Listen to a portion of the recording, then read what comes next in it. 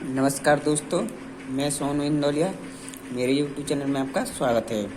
तो आज मैं अपने इस वीडियो में क्लास 11th के चैप्टर 1.1 की एक्सरसाइज कराऊंगा, जिस चैप्टर का नाम है समुच्चय, इंग्लिश में बोलते हैं सेट्स।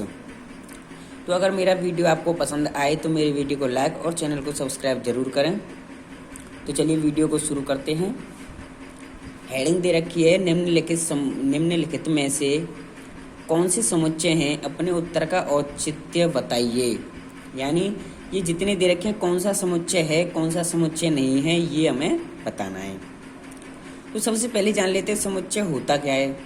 समुच्चय एक ऐसी वस्तुओं का संग्रह होता है जिन्हें हम स्वपरिभाषित रूप से बता सकें। स्वपरिभाषित यानी जिन चीज़ों को हम आसानी से गिनकर बता सकें, वह क्या कहलाता है, समुच्चय। तो सबसे पहला क्वेश्चन दे रखा है, जे से प्रारंभ होने वाले वर्ष के सभी महीनों का संग्रह। तो जे से जो मंथ जे से प्रारंभ होते हैं उनका संग्रह बताना है हम लोगों को। तो जे से कौन कौन से प्रारंभ होते हैं, तो चलिए उनके बारे में जानते हैं। जनवरी, सेकंड पर आता है जून, फिर आता है जुलाई। तो ये हो गया संग्रह, यानी कि हम इनको आसानी से गिन सकते हैं कि वर्ष के मंथ 12 होते हैं ओनली, उनमें से 3 कौन से हैं जो जे से स्टार्ट होते हैं। तो सेकंड क्वेश्चन है, भारत के 10 सबसे अधिक प्रभावशाली लेखकों का संग्रह। तो जो पहला वाला था वो समुच्चय था, है ना, क्योंकि उनका संग्रह हम बता सकते थे।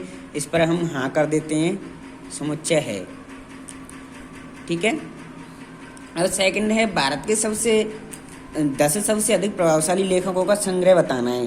तो क्या हम लोग भारत के सबसे अधिक 10 प्रभावशाली लेखकों का संग्रह बता सकते हैं? नहीं बता सकते, क्योंकि भारत में बहुत सारे लेखक होंगे, उनमें से कोई किसी को पसंद करता है। जरूरी नहीं कि हर व्यक्ति उस लेखक को पसंद करे, जिसको मैं करता हूँ उसे कोई और करे, ऐसा नहीं हो सकता है।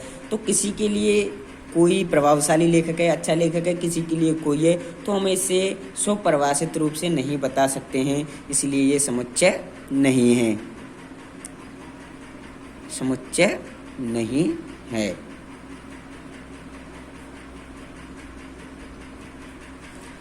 तीसरा है, विश्व के सर्वश्रेष्ठ 11 बल्लेबाजों का संग्रह। तो क्या ये समुच्चय है? ये भी समुच्चय नहीं होगा। क्यों? क्योंकि विश्व में बहुत सारे खिलाड़ी हैं, उनमें से कोई व्यक्ति किसी क्रिकेटर को पसंद करता है तो कोई किसी खिलाड़ी को पसंद करता है। तो हम स्वपरिभाषित रूप से इस चीज़ को नहीं बता सकते हैं कि विश्व के सर्वश्रेष्ठ 11 बल्लेबाज कौन से होंगे। मान लीजिए कोई धोनी को पसंद करता है तो कोई विराट कोहली को पसंद करता है, तो कोई सचिन को पसंद करता है, कोई सहवाग को पसंद करता है। और विश्व में और भी बहुत बल्लेबाज हैं, ए बी डिविलियर्स, कोई किसी को पसंद करता है। तो विश्व के सर्वश्रेष्ठ 11 बल्लेबाजों का संग्रह हम नहीं बता सकते, इसलिए समुच्चय नहीं है, समुच्चय नहीं है। अब फोर्थ क्वेश्चन है, आपकी कक्षा के सभी बालकों का संग्रह। तो हम अपनी क्लास के बालकों का संग्रह आराम से बता सकते हैं, आसानी से बता सकते हैं कि क्लास में लिमिटेड स्टूडेंट ही होंगे जिन्हें हम गिन सकते हैं। ऐसा तो नहीं कि अनगिनत, एक क्लास में अनगिनत हों, अनलिमिटेड स्टूडेंट हो जिन्हें हम गिन ना सकें। तो ये समुच्चय है, इसका हम संग्रह बता सकते हैं, समुच्चय है। अब फिफ्थ क्वेश्चन है, 100 से कम सभी प्राकृतिक संख्याओं का संग्रह। तो 100 से कम सभी प्राकृतिक संख्याओं का संग्रह हम आसानी से बता सकते हैं।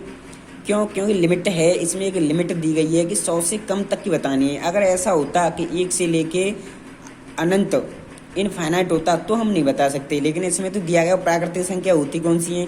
वे संख्याएं जो 1 से स्टार्ट होती हैं वो क्या होते हैं? प्राकृतिक संख्याएं। तो इसे हम बता सकते हैं 1 2 ... 99 हमने क्यों लिया?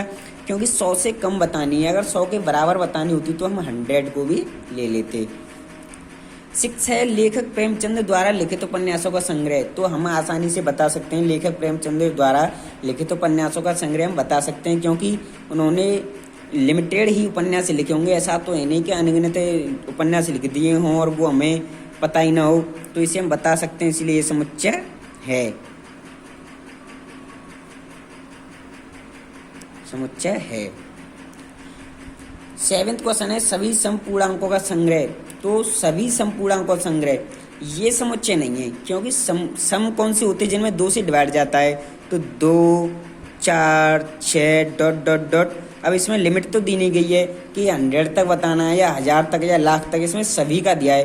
अब संख्याएं तो अनलिमिटेड होती हैं, उनकी कोई गिनती नहीं होती है, तो इसे हम नहीं बता सकते, इसलिए समुच्चय नहीं है। समुच्चय नहीं है। 8th क्वेश्चन है इस अध्याय में आने वाले सभी प्रश्नों का संग्रह। तो हम ये जो चैप्टर चल रहा है 1.1, इसकी बात चल रही है कि इस अध्याय में आने वाले प्रश्नों का संग्रह।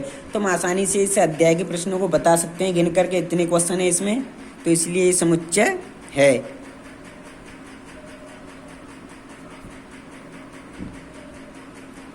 समुच्चय है। 9th है विश्व के सबसे अधिक खतरनाक जानवरों का संग्रह। क्या ये समुच्चय है? नहीं है, क्योंकि विश्व में खतरनाक जानवर बहुत सारे हैं। हम मानते हैं जानवर शेर खतरनाक है, मगरमच्छ खतरनाक है, बट इनसे भी ज़्यादा खतरनाक जानवर भी हो सकते हैं, जैसे कि जल में अब हम लोग सभी जानवरों को तो नहीं जानते कि कौन सा कैसा है, जल में और भी खतरनाक जानवर रहते हैं, तो इसलिए हम इसका संग्रह नहीं बता सकते, इसलिए समुच्चय नहीं है। समुच्चय नहीं है।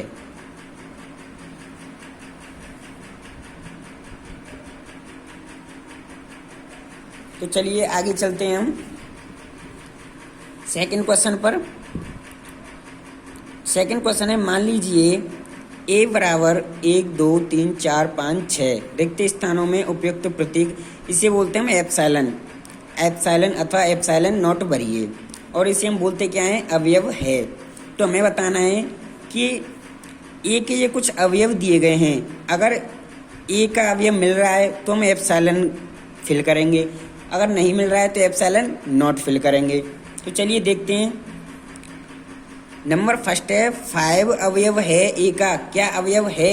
ए में 5 आ रहा है, तो चलिए देखते हैं। 5 है, इसका मतलब हम एप्सिलॉन का प्रतीक लगा सकते हैं। अब सेकंड है 8, यानी 8 अवयव है ए का। क्या 8 आ रहा है? इसमें कहीं नहीं आ रहा, ओनली 6 तक है, इसलिए एप्सिलॉन नॉट अवयव नहीं है। 8 अवयव नहीं है ए का। 0 अवयव है ए का। क्या 0 है? 0 आ रहा है इसमें?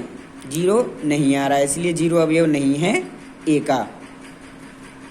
फोर्थ है 4 अवयव है ए का। क्या 4 आ रहा है इसमें? आ रहा है, ये रहा, तो 4 अवयव है ए का। फिफ्थ है 2 अवयव है ए का। 2 आ रहा है, तो इसका मतलब 2 अवयव है ए का। 6 है 10 अवयव है ए का। क्या 10 इसमें दे रखा है ए के सभी अवयवों में? नहीं है, तो 10 अवयव नहीं है ए का। चलिए तीसरे क्वेश्चन की ओर चलते हैं। तो तीसरा क्वेश्चन है निम्नलिखित समुच्चयों को रोस्टर के रूप में लिखिए। तो इसमें सबसे पहला क्वेश्चन दे रखा है a बराबर x, x एक पूर्णांक है और -3 से बड़ा x, यानी x एक ऐसी संख्या है जो -3 से बड़ी और 7 से छोटी है। तो कौन कौन सी संख्या हो सकती है जो -3 से बड़ी और 7 से छोटी है?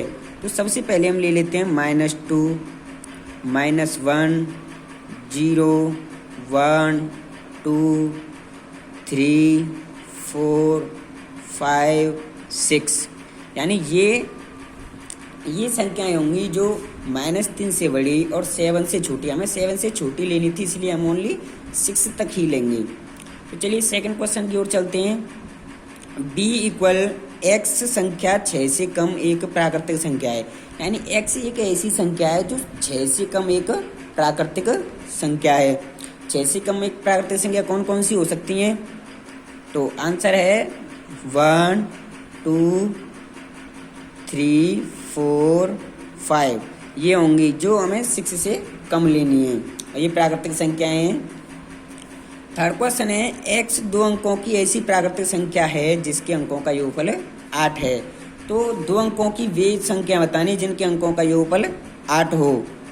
तो सबसे पहले आती है 17, 26, ठीक है। फिर इसके बाद आएगी 35, फिर आएगी 44, फिर आएगी 53, फिर आएगी 62, फिर 71, फिर 80 एंड लास्ट। यहीं तक बताएंगे हम लोग। इनके अंकों का योग 2 अंकों की संख्या अंकों का योग हो रहा है 7 और 1 8, 6 और 2 8, 5 और 3 8, 4 4 8, 3 5 8 यानी 8 हो रहा है इनके अंकों का योग। तो ये संख्याएं होंगी। अब फोर्थ क्वेश्चन है x d बराबर x एक अभाज्य संख्या है जो संख्या 60 की भाजक है। यानी x एक ऐसी संख्या है जो अभाज्य संख्या है जो 60 को भाग देगी, पूरी तरीक़ा से 60 को विभाजित करेगी। तो कौन कौन सी संख्या हो सकती हैं? 1, 2, 3। अब 4 भी काट सकती है 60 को, लेकिन वो एक अभाज्य संख्या नहीं है। तो हम कौन सी लेंगे? चलो हम पहले सबको ले लेते हैं। 4, 5, 6, 8, 9, 10, 12, 15, 20, 30, 60। ये तो हो गई संख्याएं सभी जो इसको भाग देंगी, यानी 60 का डिवाइड जाएगा। लेकिन निकालनी कौन सी है हमें? जो अभाज्य कौन कौन सी संख्याएं? 2, 3 और 5। 2, 3 और 5 जो कि अभाज्य संख्या है, इन्हीं से डिवाइड होगी। आंसर क्या आएगा इसका? 2, 3, 5। ये सब कट जाएंगी, ओनली क्या रह जाएगी? 2, 3 और 5। इसका आंसर होगा 2, 3, 5। अब 5 क्वेश्चन है ई बराबर ट्रिग्नोमेट्री शब्द के सभी अक्षरों का समुच्चय। यानी अब इसमें क्या है, हम हर लेटर को केवल एक बार लेंगे जब हमें समुच्चय बनाना है। तो डबल लेटर जो आएगा उसे हम डबल नहीं लेंगे, केवल एक बार लेंगे। तो इसमें कौन कौन से आएंगे? T, R, I, G, O, N, M, E और T आ चुका है, R भी आ चुका है, Y। ये होगा ट्रिग्नोमेट्री शब्द के सभी अक्षरों का समुच्चय। 6 पर है F बराबर बेटर शब्द के सभी अक्षरों का समुच्चय। बेटर शब्द के यानी इसी प्रकार से मैं बताना है, केवल एक लेटर एक बार लेना है, यानी B, E, T, R। तो उम्मीद करता हूँ बच्चों आप लोगों की ये एक्सरसाइज समझ में आई होगी। अगर मेरा वीडियो अच्छा लगे तो मेरी वीडियो को लाइक और चैनल को सब्सक्राइब जरूर करें। चलिए आगे मिलते हैं अगले ऐसे ही वीडियो में। ये मेरा एक्सरसाइज 1.1 का पार्ट फर्स्ट है। सेकंड पार्ट में मैं आगे और बताऊंगा। तो थैंक यू, धन्यवाद।